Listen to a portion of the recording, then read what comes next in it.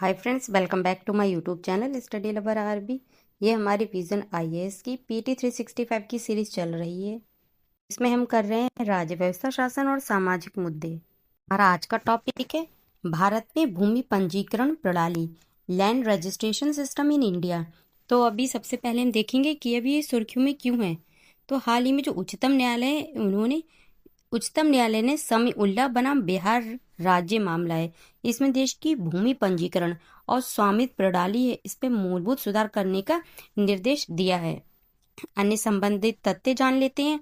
तो उच्चतम न्यायालय इसने बिहार है इसके उस नियम को निरस्त कर दिया है जिसमें संपत्ति पंजीकरण के लिए दाखिल खारिज या नामांतरण है म्यूटेशन प्रमाण अनिवार्य किया गया था। साथ ही ये पुनः स्पष्ट किया गया है कि जो पंजीकरण है इसमें केवल लेन देन है उसको दर्ज किया जाता है, ना कि स्वामित्व को।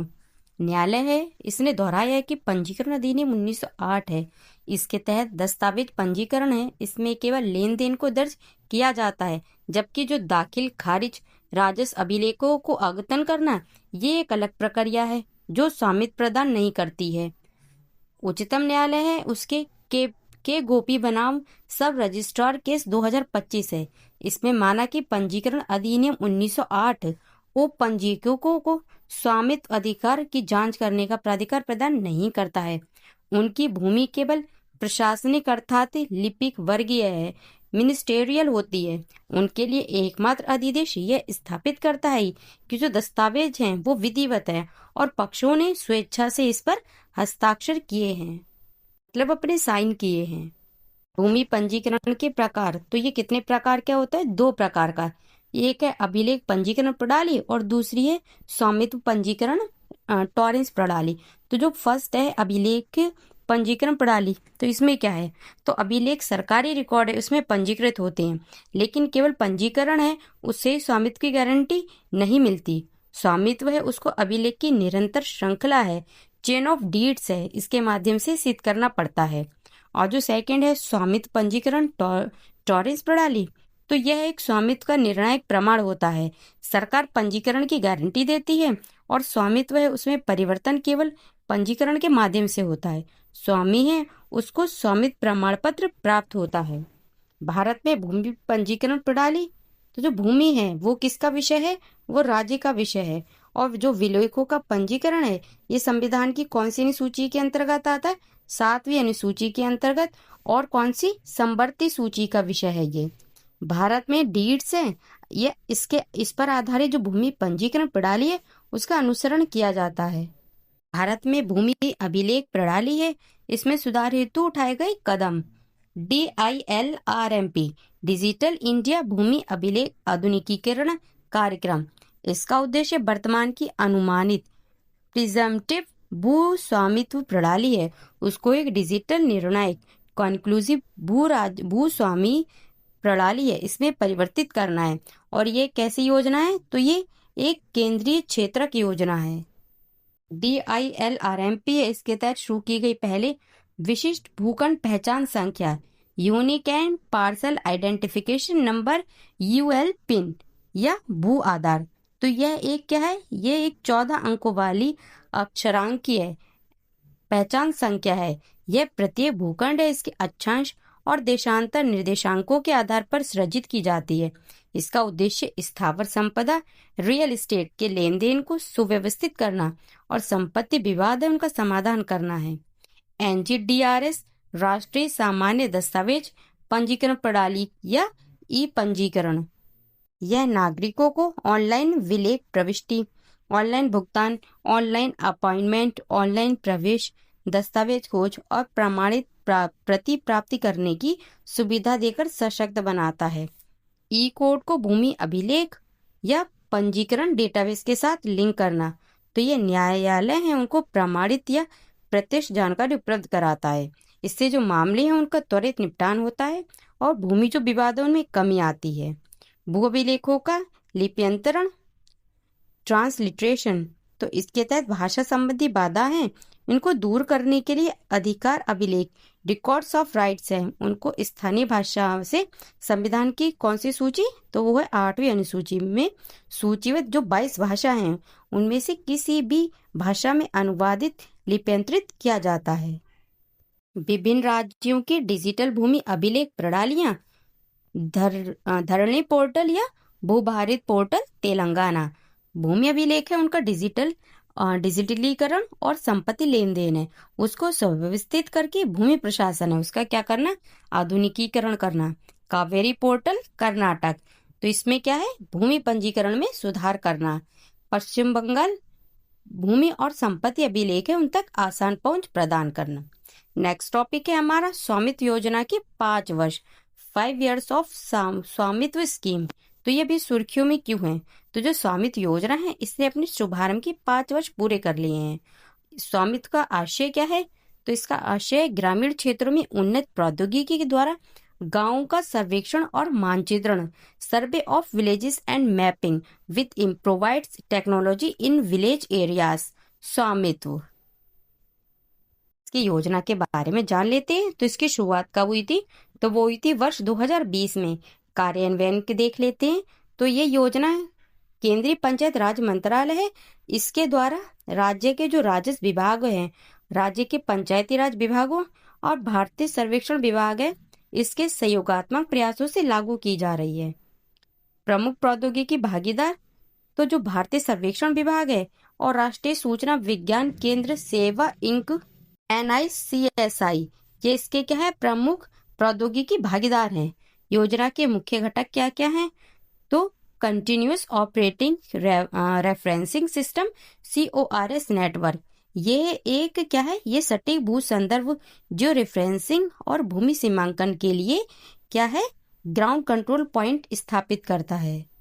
ड्रोन मैपिंग, भारतीय सर्वेक्षण विभाग ड्रोन का उपयोग करके जो ग्रामीण बसावट है उनका मानचित्रण करता है। इससे संपत्ति उनका सटीक मानचित्र या नक्शा तैयार करके भू स्वामित्व अधिकार जारी किया जाता है। सूचना शिक्षा और संचार IEC पहल, तो ये जागरूकता कार्यक्रम से स्थानीय आबादी को योजना के तरीकों और लाभ हैं इनके बारे में शिक्षित किया जाता है। ग्राम मानचित्र में सुधार, तो ड्रोन सर्वेक्षण है, इनसे प्राप्त जो डिजिटल स्थानिक डेटा ग्राम पंचायत विकास योजना बनाने वाले विश्लेषण टूल्स है उसको ये सशक्त बनाता है। स्वामित्व योजना है, इसके उद्देश्य की बात करें तो क्या क्या इसके उद्देश्य हैं। इसका उद्देश्य सबसे पहले तो है वित्त स्थिरता, नागरिक है इनको संपत्ति आस्तियों से सशक्त बनाता है। और फिर क्या है इसका उद्देश्य, संपत्ति कर, जो स्थानीय शासन है और विकास कार्य हैं इनके लिए धन फंड है वो ये प्रदान करता है।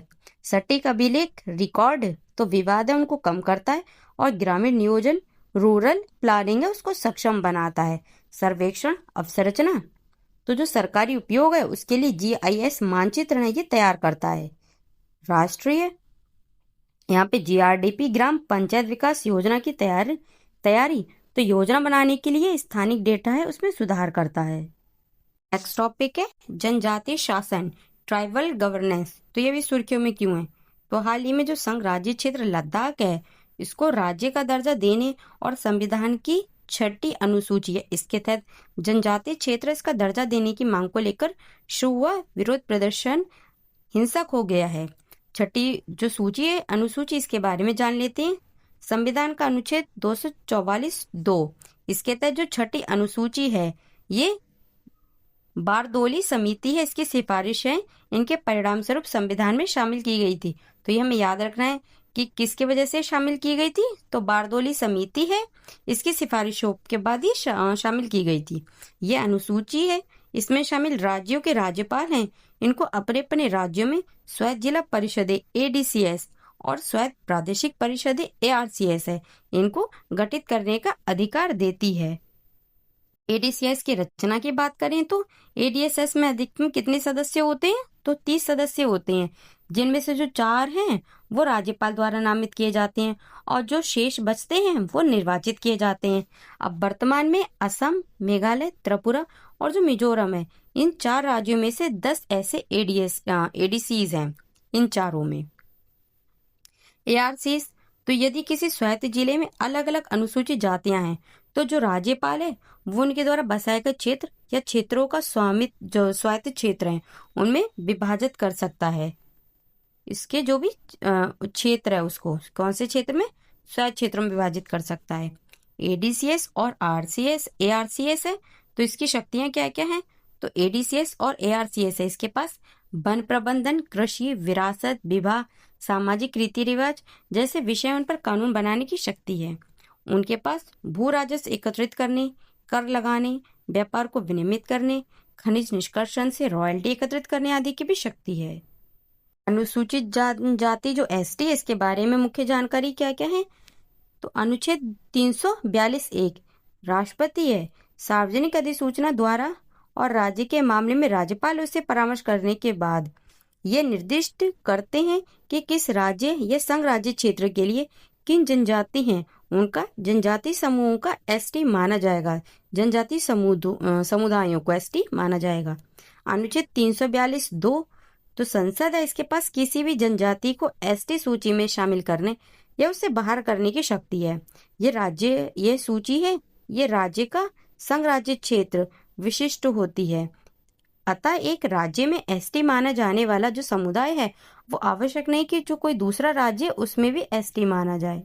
5वीं अनुसूची के बारे में, पीसा के तहत राज्य सरकार अनुसूचित क्षेत्रों में अपने कार्यकारी अधिकार हैं, इनका प्रयोग करती रहती है। राज्यपाल है, इसको विशेष शक्तियां प्राप्त है, जैसे कानूनों में संशोधन करना, और जनजातीय सलाहकार परिषद है, ट्राइब्स एडवाइजरी काउंसिल है, इसकी स्थापना करना। केंद्र सरकार अनुसूचित क्षेत्रों के प्रशासन पर राज्य को निर्देश जारी कर सकती है, लेकिन संपूर्ण प्रशासन है वो अपने हाथ में लेने के लिए अनुच्छेद 356 है, राष्ट्रपति शासन है वो लागू करना आवश्यक होगा। किसी राज्य के भीतर किसी क्षेत्र को अनुसूचित क्षेत्र घोषित करने की अधिसूचनाएं वो राष्ट्रपति है इनके आदेश द्वारा की जाती है। अनुसूचित क्षेत्र उसकी सबसे बड़ी प्रशासनिक इकाई क्या होती है? तो वो होती है जिला। और सबसे छोटी इकाई की बात करें तो वो क्या होती है? तो वो होती है गांव, इसका समूह, गांव का समूह। राज्यपाल है, उनको ऐसे क्षेत्रों के प्रशासन के संबंध में प्रतिवर्ष या जब भी राष्ट्रपति द्वारा आवश्यक हो, राष्ट्रपति है उसको रिपोर्ट प्रस्तुत करनी होती है। समता बनाम आंध्र प्रदेश राज्य एवं अन्य 1997, तो जो उच्चतम न्यायालय है इसने 5वीं अनुसूची है, इसके अंतर्गत जो जनजातीय भूमि है उसको खनन के लिए निजी पक्षों को हस्तांतरित करने को अमान्य मतलब शून्य और अवैध घोषित किया। 5वीं और 6ठी अनुसूची के बीच अंतर देख लेते हैं। तो मापदंड है प्रयोज्यता, मतलब कहाँ पर ये लागू है।